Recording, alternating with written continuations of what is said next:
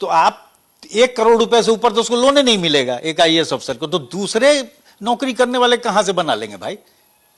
जब आईएएस नहीं बना पा रहा है, इस अगर यही स्थिति रही इस रेट पे, तो दूसरा तो कोई नौकरी वाले को उतना पैसे का सैलरी है नहीं कि जो बना पाए। बात से आम आदमी और 2016 में हुआ तो ये 24%, 13%, 41%, मतलब 30 से 40% की वृद्धि हुई। और इस बार जो वृद्धि सरकार करने जा रही है वो आपका 400% से ऊपर तक की वृद्धि है। जो 1700 रुपए स्क्वायर फीट का मिनिमम वैल्यू था कंस्ट्रक्शन का, उसको सरकार बढ़ा के 5500 कर दे रही है। पनोरमा ग्रुप, जो सोचता है वो करता है, आपके अपने सपनों का आशियाना।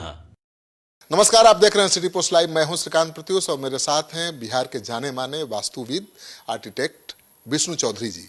इनसे मैं ये जानने आया हूं कि बिहार सरकार जो कई गुना सर्किट रेट बढ़ाने जा रही है, उसका क्या इम्पैक्ट पड़ेगा बिहार में बिल्डिंग के निर्माण पर। बिहार सरकार 400 गुना सर्किल रेट बढ़ाने जा रही है। ऐसा तो कभी होता नहीं है कि एक बार में एक झटके में 400 गुना बढ़ा दीजिए। देखिए, ऐसा पहले भी नहीं हुआ है। पहले भी हुआ है तो मैक्सिमम से मैक्सिमम 100% तक बढ़ा, और 2016 में जो लास्ट सर्कल रेट रिवाइज हुआ उस समय वो मैक्सिमम 30 से 40% ही बढ़ाया गया।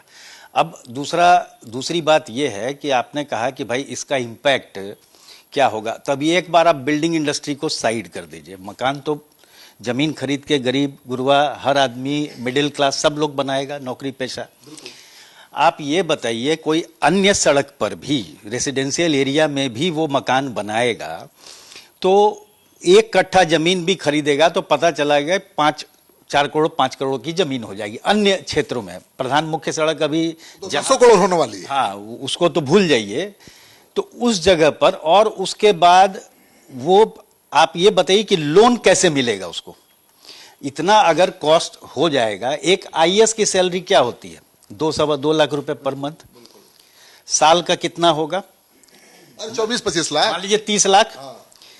अगर वो भी सही मायने में अपने जीवन की पूरी कमाई भी लगा देगा तो भी बैंक उतना लोन नहीं करेगी और वो भी मकान नहीं बना पाएगा। भाई तो सैलरी के आधार पर लोन होता है ना, इसे जबकि सबसे ज्यादा सैलरी तो उसी की है, आईएएस की। उसको भी 1 कट्ठा जमीन का लोन नहीं मिलेगा। तो उसको भी नहीं मिलेगा, चूंकि उसका भी जो लिमिट होगा 3.5 गुना से ज्यादा बैंक देती नहीं है। पेइंग कैपेसिटी भी देखा जाता है।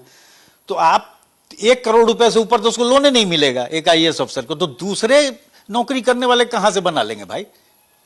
जब आईएएस नहीं बना पा रहा है, अगर यही स्थिति रही इस रेट पे, तो दूसरा तो कोई नौकरी वाले को उतना पैसे का सैलरी है नहीं कि जो बना पाए। आपकी बात से आम आदमी की समस्या तो सामने आ गई कि भाई अब तो आईएएस ही नहीं बना सकता है, जमीन नहीं खरीद सकता है, तो आम आदमी कहां से कर देगा। लेकिन दूसरा मेरा बड़ा सवाल है कि जिसके पास जमीन है वो बेचना चाहे वो बेच भी नहीं पाए। नहीं बिक पाएगी, क्योंकि मार्केट रेट से बहुत ज्यादा आपका सर्कल रेट हो जा रहा है, तो वो जमीन बिक्री नहीं हो पाएगा। किसान भी अपनी बेटी का शादी नहीं कर पाएगा। किसान बेचारा क्या करता है, जब उसको उसके पास कोई जमा पूंजी नहीं है होती है, उसको अपनी अगर बेटी की शादी करनी है तो थोड़ा सा जमीन वो अपना टुकड़ा बेचता है, तब शादी कर पाता है। तो टुकड़ा बिकेगा ही नहीं तो शादी कहां से करेगा? तो सर्किल रेट अगर 5 करोड़ रख दीजिएगा तो कौन खरीदार मिलेगा, कहां से कोई बेचेगा? भाई यही बात तो मैं आपको बता रहा हूं। देखिए, पहले भी पहले का जो प्रेसिडेंट भी है, तो जो वृद्धि प्रतिशत 2011 में हुआ है वो भी देखिए कि मोटा मोटी 100% एट एन एवरेज, और 2016 में हुआ तो ये 24%, 13%, 41%, मतलब 30 से 40% की वृद्धि हुई। और इस बार जो वृद्धि सरकार करने जा रही है वो आपका 400% से ऊपर तक की वृद्धि है। लेकिन आपको लगता है कि लॉजिकल है, सरकार करेगी, कि केवल अभी बातें चल रही हैं? देखिए, हमारे पास तो जो आप देख रहे हैं जिला निबंधन कार्यालय से आया हुआ ये कागज है, प्रपोजल तो बढ़ ही गया है। अब सरकार इस पर क्या फैसला लेती है, क्या करती है, वो तो सरकार जाने। हम तो एज एन एक्सपर्ट, पिछले बार भी 2016 में भी जब रेट बढ़ाया गया था तो उद्यमी पंचायत राजगीर में किया गया था, तो उस समय नीतीश जी के सामने ही हमने ये कहा था कि सर इतना अगर बढ़ेगा रेट तो ये हाहाकार हो जाएगा, गांव देहात में कोई जमीन भी नहीं बिक पाएगी। तो उन्होंने जरूरी निर्देश दिए थे उसी समय अपने अधिकारियों को, क्योंकि सारे अधिकारीगण भी थे वहां, है कि इसको देखा जाए ये सही कह रहे हैं, उसके बाद रिवाइज करके इसको कम किया गया था। लेकिन नहीं विष्णु भाई, 100% बढ़ाना भी मुझे लगता है कि ये वाजिब नहीं है। एक साथ आप 10% बढ़ाइए, 15% बढ़ाइए। अच्छा, अब जो आप बिल्डिंग्स, रियल एस्टेट और इसकी बात कर रहे थे, उस पर मैं आपको बताना चाहता हूँ। रियल एस्टेट तो पूरा खत्म हो जाएगा। उसका रीजन और भी है, खाली जमीन का ही नहीं वैल्यू बढ़ रहा। इन्होंने क्या किया है, आप देख रहे होंगे यहाँ पर minimum value of flat as per square feet 5500। ये क्या होता है, इस चीज को हम समझाते हैं। कोई भी रजिस्ट्री जब एक व्यक्ति फ्लैट लेता है, मकान खरीदता कराता है, तो कंस्ट्रक्शन का अलग कॉस्ट लगता है, जमीन का अलग कॉस्ट लगता है। बिल्कुल। पहली बात है कि कंस्ट्रक्शन का कॉस्ट तो जगह के हिसाब से अलग अलग होना ही नहीं चाहिए। चाहे उसको बंगला रोड पे आप कंस्ट्रक्शन वो तो कीजिए, लगेगा बराबर। चाहे वो 20 फीट के रोड पे कीजिए, चाहे सगुना में जाके कीजिए, कंस्ट्रक्शन कॉस्ट तो बराबर है। तो जो 1700 रुपए स्क्वायर फीट का मिनिमम वैल्यू था कंस्ट्रक्शन का, उसको सरकार बढ़ा के 5500 कर दे रही है। 1700 का 5500, ठीक है। तो गवर्नमेंट को अगर कोई बिल्डिंग बनवाना हो तो क्या 5500 का रेट देगी बनाने के लिए? आपको, हमको, कंट्रैक्ट किसी को देगी? भाई अब ये बात तो सवाल आप सरकार से करेंगे ना कि 5500 का कंस्ट्रक्शन कॉस्ट का रेट है कहां? हाँ, बिल्कुल। सरकार दे रही है क्या? ये तो मिनिमम है, अब मैक्सिमम कर दिया उन्होंने 11,500 कंस्ट्रक्शन कॉस्ट। Construction cost.